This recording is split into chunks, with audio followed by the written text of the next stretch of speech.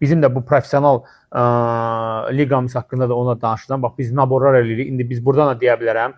Hər bir Azərbaycanlı rekordu olan, olmayan, təzə başlamaq istəyən, amma 18-19 yaşlı olmasın, çalışın yaşları yuxarı olsun, 20-dən yuxarı olsun. Mən hər kəs istəyərəm ki, o yaşdan yuxarı uşaqlar 20, 21, 22, yaxşı olsa 23 yaşlı uşaqlar olsa daha yaxşı olar ki, biz orada bax, indi naborlar eləyirik, yığırıq, orada ən yaxşıları elə bir seçəcəyik ki, elə uşaqlar ki, bir-birinə, hətta onlar sıfır rekordları olsa, onlar elə qoymalı ki, yəni biri-birindən baş üstün olmalı. Hə, gəldi, məsəl üçün, Rövşən mənim Şəhriyar gəldi, utdu, məsəl üçün, Şəhriyar getdi falan, hamısı baxan kimi bilinməli yox.